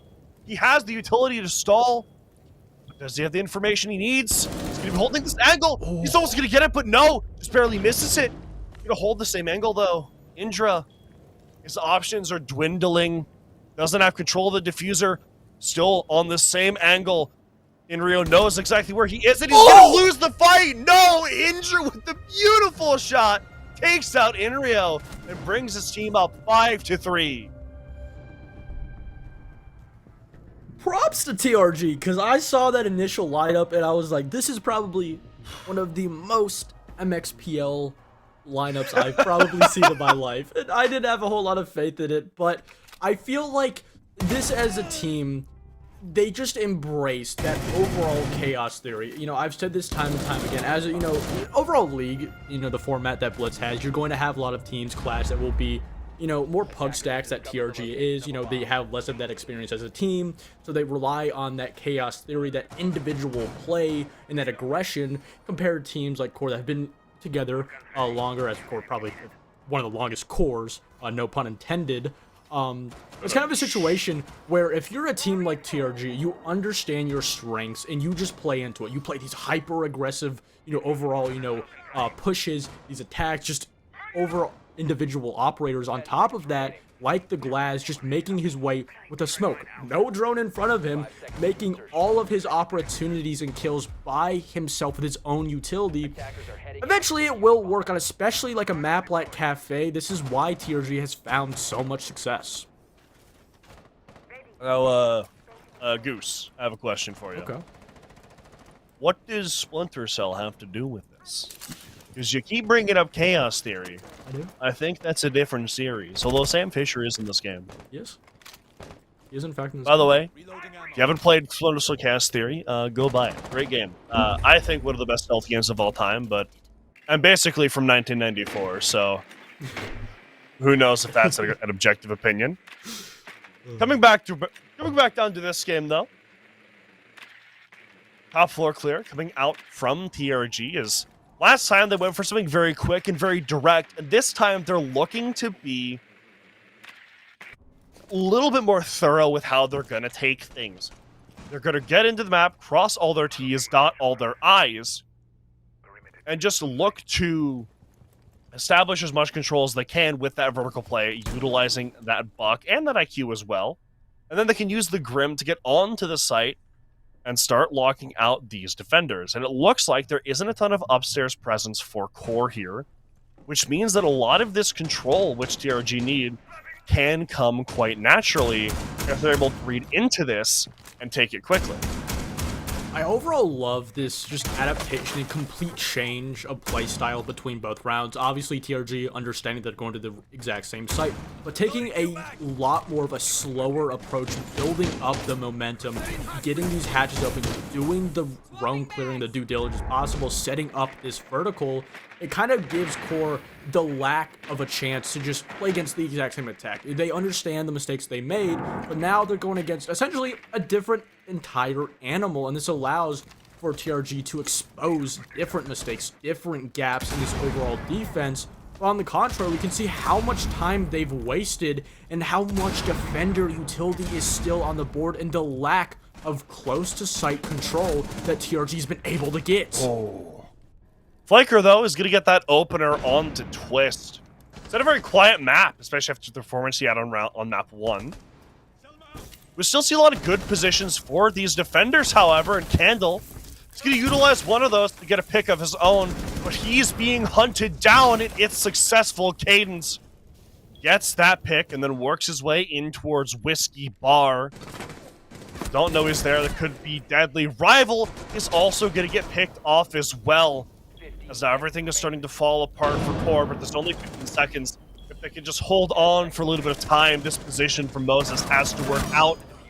As he's gonna get one, almost gets the second he needs, gonna pull out the shotgun, the bailiff, and he's able to waste just enough time in that position, in that corner. As QOR hold on just long enough to prevent that point and even things out just slightly. I don't think I've ever seen that in my entire time of playing, watching, and casting that game. I'm not sure if it was purposeful. I just wanted to deep dive into the plant real quick, because you saw that he was in the animation of the plant and the round still ended. And it looks like maybe it wouldn't have counted until he directly placed it on the ground. I don't know how the intricacies of the overall round work. But again, going back down to exactly what I said before of TRG playing into a completely different style of Siege that they weren't initially used to. Obviously, eventually it did dwindle down to just simply chaos, flooding these close site positions and eventually trying to flood down into the bomb site. But the problem with that round was because they wasted so much time, they weren't able to get additional info on the bomb site itself, and that's what allowed that player on the bomb chassis to just rat there for just enough time, essentially .001 of a second enough time to waste that round. It could have been anyone's round if it wasn't just for that one split second. But nonetheless, we still find ourselves at this 4-5 scoreline as TRG. They still need to do a little bit more work if they want to put themselves on that map point. Dude, we're gonna see that on Twitter later. It'll be great. Or we're gonna imagine we'll see it on Twitter at least, because that is the type of thing that you post because you're like, what the hell just happened here? Speaking of which, we have Flacco on another one of these Dokkaebi lurks as he's made his way up red stairs. So just gonna hold this angle here and see if anyone gets a little bit overzealous, assumes that position is clear, and just tries to walk into it. But so far, no one's biting. No one's biting the hook that he gets sent out here. As now we're going to see this clear onto the top floor start as well, with some information gathering on the basement as well. That's going to give TRG a picture of what's going on here, so they can start knocking things off their to-do list. Now we're going to see a completely different bomb site. You know, we have seen TRG try and attack this before, but TRG, they're going to have to try and approach this extension on the top floor. A lot of heavy presence from the defense, and QOR understand that essentially they need this. And on top of that, they have just completely isolated their main entry player, that being Caden. You can see just how much of an overreach QOR has on this top floor, extending all the way over into that bathroom position, just allowing themselves to essentially just have a straggle. But now, because of that, we've kind of seen a player creep up inside of mining. With that lack of control, he isn't really in a place to make a decision. Quist's gonna get killed off screen. Gunfight goes Kendall's way up top, though he gets the refrag before Indra gets him. Flacco's killed off near the site, though, doesn't play his hand well. As now we're gonna see Indra walk down white stairs as his teammate tries to fight this warden up top. Rival's better in that gunfight, but Indra has that refrag. Now finds himself in a 1 versus 2 with 45 seconds left to make this work. Gonna throw a drone on white stairs, just see what he can find and see if anyone is going to offer him what he needs. But no one is. They're both going to hide away, tuck themselves inside of the site, and just wait for as long as they need. Every second that Indra takes to react, every second he takes to think, is another second that he won't have when he goes for this execute eventually. He's going to drop down into laundry to see if he can take a fight, but both defenders are on top of each other. Has to take this 2 versus 1. Gets the first, but not the second. The shotgun from Moses. All that's needed in this situation with that low health, as we find ourselves tied 5-5 for the first time in the series. No matter this scoreline, actually I think this scoreline is a perfect example of how these past 2 rounds have gone. But even with TRG losing these last 2 rounds, it's still a tooth and nail fight for QOR to win it. And TRG are making sure that they continue to play right into the face of every single QOR member. I think the best adaptation, the best change that we've seen TRG on the attack so far is that capability to have that additional support in those gunfights, especially in that 2v3 we saw. As soon as that player lost his life, that additional last player was able to shut down, put himself in a 2v1. These are bodies, these extra bodies on these positions, whether it be simply just trying to enter the map or clear a position away from sight, that TRG are starting to double up more than they did on Nighthaven Labs, and that was essentially the main and only reason that they were losing those attacks, were losing those early rounds to not doubling up, and they've realized their mistakes and fixed it now on Cafe. Attacker's objective is to defuse a bomb. Lost despawn peak. Tails oldest time in recent days. Almost a kill, but not quite. Scandal's gonna miss that shot by just a little bit. As now we see a mining dining defense, so we're remaining on this second floor. Although the exact location is gonna be a little bit different. You see the blitz here, which suggests to me that TRG want to go for something pretty quick here. Or that's at least how they've been using the blitz so far, but we'll have to see if this round is any different. As it looks like they still do want to be pretty careful here, as now we're getting to the point where QOR is starting to catch up And once we get to this point in the round, there's only 2 regulation rounds left. You're gonna want to lock in here is that whichever team wins this next round, they secure overtime, and then they secure themselves the position to win this map, potentially. We'll have to see which team is able to make good on that. A very polarizing choice here by Core to only have 2 individual players with little to no support with the defender utility, and this allows for Core to say if they can get 1 to 2 picks, they don't have to waste that defender utility. They can use that to put it onto the bomb site, but there isn't really a whole lot. Aside from the Melusi and Legion, there isn't really a whole lot of utility that Core can put to try and waste TRG's time, so they're simply just using their bodies, their presence around the map to deny TRG this space taking and deny them any entry point in essentially to the map so far, and nonetheless the site itself. Surprised that Kendall's been able to remain in this position for as long as he have, because they can't really do anything while he's up here unless they just want to keep a body on him. Although it looks like they want him dead, but he's able to get the better of that blitz. And even though he dies immediately, that is such a good trade for Core. That's so much pressure being taken off the rest of Core, as that blitz can't disrupt anything. He can't run through sight to distract.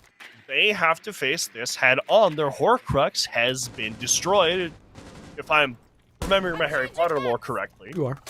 And now there's only 35 seconds left for TRG to get into the map and start working things. And this Melusi is only going to make things more difficult. Some of these have been hacked by Indra, but there's just not time to go through and do things methodically, and Core recognize that. They're just sitting in these positions and waiting for TRG to slip up. And so far, that's exactly what's happening with 3 players falling in quick succession. Everything's up to Flaker outside of reading, and he's not even going to get one because Rival is prepared on the counter angle. As everything that TRG did that round, it just goes to waste because it took so much time. I really love and notice how not only these past 3 rounds for Core have gotten less and less close, but on top of that, it really just seems you can tell from round to round how things are starting to finally click for Core, and how this map may not be a played one for Core going in further, because if you look at the overall play style difference between both teams, Core should win in every single department, and I don't want to take too much away from TRG. They have put on a phenomenal cafe so far, but not only on how we saw Night Haven, but the previous games, even, going back to E4, this is a matchup that should not be this close, in my opinion, and there's just so many unneeded and questionable mistakes made by Core. I think it necessarily has been a situation where it's kind of taken them a little bit of time to finally start to not necessarily lock in, but understand how to fix these problems before they happen. And now that that is in place, TRG aren't really prepared to create new ones for them, as not only is their entire season on the line, but Core are just 1 round away from sending themselves into the grand final. It's been a hell of a game so far for TRG on the second map, more so than the first. Or I guess it's still a hell of a game with the first, depending on how you want to look at it. As now we see ourselves on this basement site yet again, as we have been so many times before. And we'll see if there's a third way that TRG look to tackle this, another variation on the strategy, or if they look to go for something that's worked before, or maybe a new spin on an old classic that didn't. But so far, at least from what I've been able to directly observe, looks like we're going for something very, very far-reaching yet again. We're seeing Indra here with this switch. He wants to get rid of this stalling utility that was so detrimental last time. As the time management's already been an issue for TRG, you don't need those Goyo canisters messing it up any further, and that's going to give them some room to breathe. We can already see that TRG are taking, again, a much slower approach to this round, essentially eliminating the mistakes that they can make because they're taking more time to approach this entire map. They can kind of prevent these mistakes that happen from just going too fast for their own pace, and also allows them to not only get the entry pick, but take out such a pivotal player holding that control on the bottom of red stairs by Harry Potter, this now has essentially opened up an entire half of the map, but you still have that player inside of Bakery to clear out. You have that entire back half over by Bar and Christmas to clear out. And sure, you have a minute left. You have this vertical set up. There are a lot of options, but when you give a pick to twist like that, your options start to dwindle down, as also the clock does with it. He also retakes that position that Rival was holding, which, as you said, is a very pivotal position for this map, and not something that TRG want Core to have control over. Although they don't really have anything good to get him out of it, is he's going to be a lot more careful than Rival was. Looks like Burker is flirting with the idea of dropping, though he's not going to go for it quite yet, as we only have 40 seconds left here for TRG to make their move, as they have to start working the site, they have to start getting these players out of position, and their chosen victim is going to be that smoke. Cadence is able to get that pick, but Moses brings it right back, not giving any ground over towards TRG.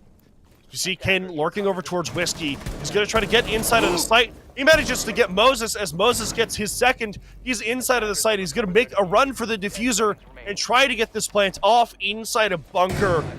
His teammate's going to be on Overwatch. He has players coming from multiple angles. He isn't able to get either of them, and no, Core!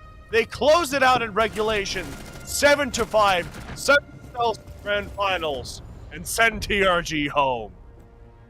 We will not need a third map, nor even overtime, to find out the opponents for Fluffy Aimers. That will be Core, the team you see right in front of you, fixing all of those mistakes, getting round after round on that defense, just completely ironing out their entire play, even with such a valiant effort and a relatively good comeback on this second map of Cafe.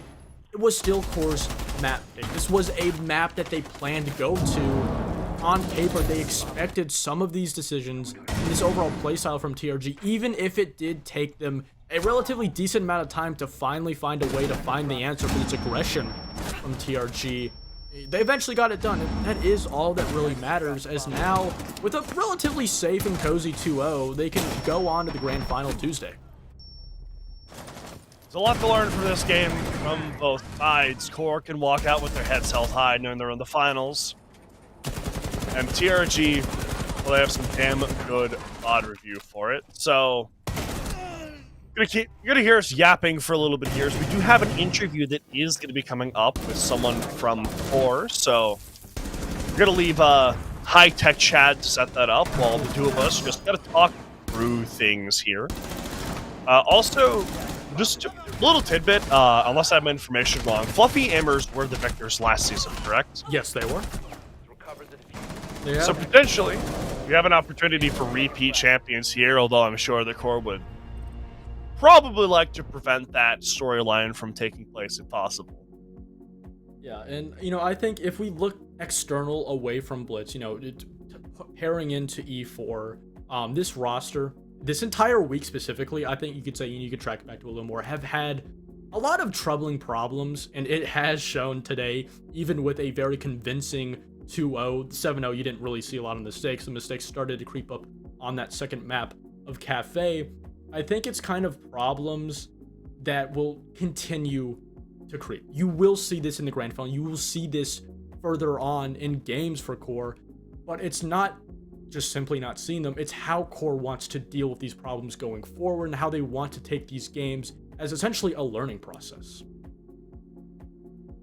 Everything is one step at a time, and well, they have a good opportunity to take that next step. It's like I was saying, this game is going to be great VOD review material for either of them, but I think Core specifically will have a more active interest in looking at it, both for the sake of Element 4 and also the Grand Finals, which are going to be on Tuesday. Unless Nomical has lied to me yet again, which happens a surprising amount, unfortunately. Just kidding. We love Nomical. Don't fire me. I think, to be fair, this is the best expected outcome for this TRG roster. Having a player who's essentially never played with this roster, 3 new players in total from group stage, sure, a 7-0 is, I don't want to use the word embarrassing, that's a little bit too mean, but it's exactly not what you want. But that 7-5 is more than I honestly expected. I expected a 7-2, a 7-3. It actually evens out exactly in round count. But I think if you are TRG, whether or not you do stay together as a roster, you can be, a little bit proud of yourself because you did do the best with relatively not a whole lot on your plate to work with. Certainly a commendable position, and I'm looking forward to seeing what they do in future tournaments, just with the ability to stay together a little bit longer. I know that the TPL Winter Tournament is coming up pretty soon, as well as Crucible. We also have SI Quals coming up, so there is a lot for them to look forward to, a lot for them to play, but the interview is finally ready, so we're going to transition over that way real quick and talk to a player from QOR whose identity is unknown to me so far, so get a bit of a surprise whenever this very long throw is over. Howdy, how you doing? Hello, Moses. How you feeling, man? Pretty good. How you feeling?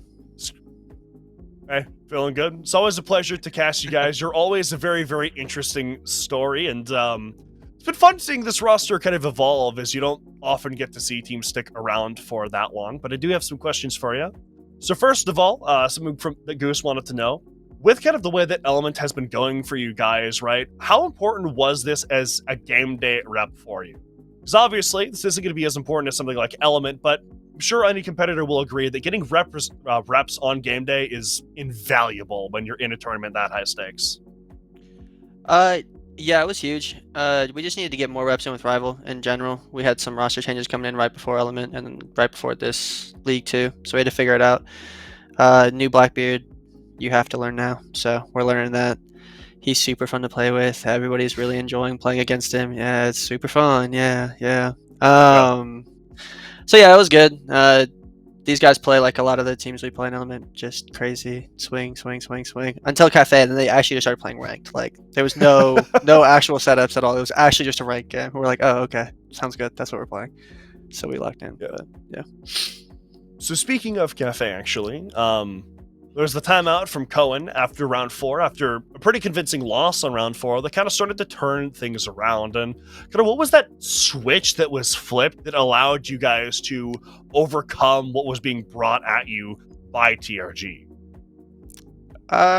He just told us to stack up, play blitz, don't die like an idiot. I mean, that was just stop dying like idiots. So we had like 6 kills in 4 rounds or something like that, because every single round we would probably do something, and then somebody's dying outside of a window, or guys running outside a bakery and sniping us, or somebody's dying to a nitro cell or whatever. So it was cooked. So he just said run in with blitz, don't die, win round, go team, and then we won. So go team. Yeah. As a former AGL, I've definitely uttered the sentence "stop dying like idiots" more times than I would care to admit. And sometimes it works, and the idiots sometimes just die. So. Yeah. Well, it's what VOD reviews for. So one final question before we let you go. You have Fluffy Ambers on Tuesday. How are you feeling about that matchup? I honestly didn't even realize. So, good. It's always fun to play JJ's teams. They're funny. They're funny people. They're always funny people. So it'll be fun. Definitely are. Rival and JJ are going to have beef just because they think it's funny. So they're going to talk about it in all chat. And then after it, they're going to yap to each other in Snapchat. So it's going to be fun. That's really all I'm thinking of. It's just we'll have a lot of fun. Yeah. I bet, it'll probably be fun to watch too. Yeah. From a caster perspective, I'm looking forward to that one, as you guys are 2 teams that I pretty consistently have fun casting, and if the all chat banter is like you're saying it's going to be, then that's just another layer of fun things. But before I let you go real quick, I'm going to give you the floor. Anyone who just want to shout out anything you'd like to say, you're able to do so. No, just shout out Core, shout out Kill Hungry. Super happy to be on this org. We've been doing what we're supposed to be doing so far on the org. Obviously, we had that crazy game in Element, but we're doing what we can on Blitz. So hopefully, we can lock it out against JJ. Shout out Cohen for telling us to stop being idiots and dying. And then shout out Rival for being the GOAT.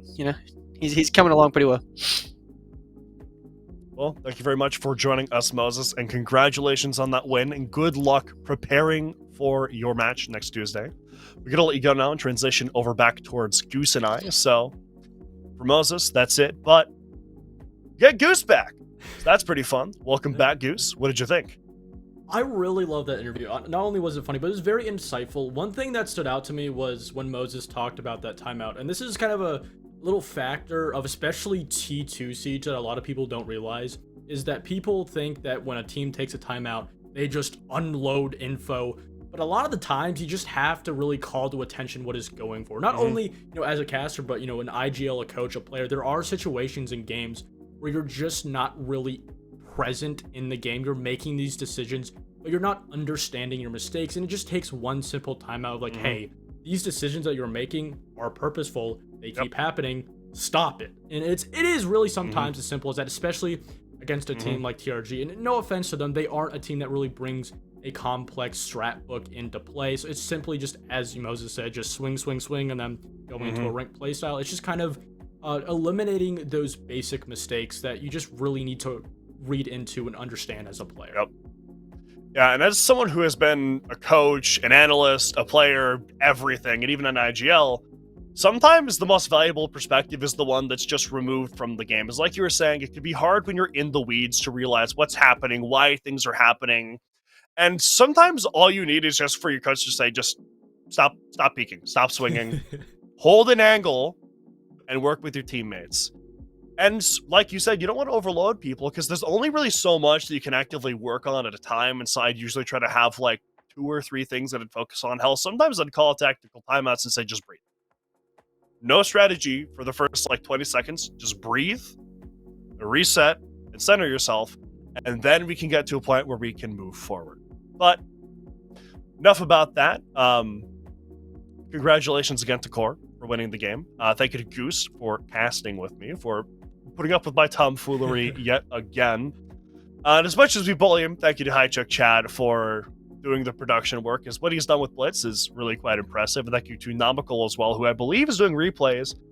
And also Gamma for both being really funny as we were setting things up and also being a quality observer. I've quite enjoyed working with him. That being said, make sure you tune into the grand finals for Blitz Season 2 on the 10th, where you will see Goose and I yet again. So if you like tonight, it'll be more of that. But thank you all for watching. Have a wonderful night. And that's it from here, from us here at Blitz for tonight.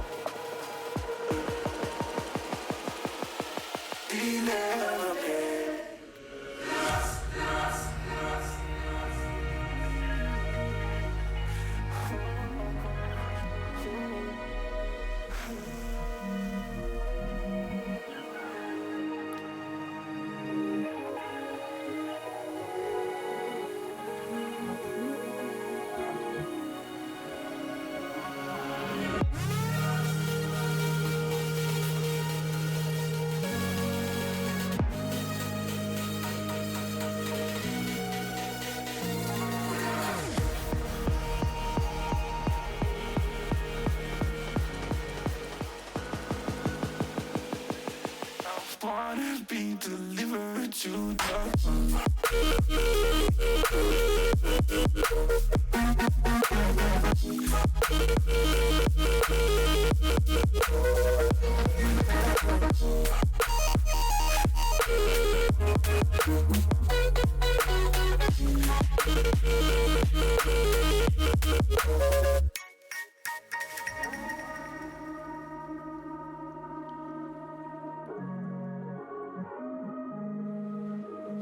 I wanna be delivered to the rock.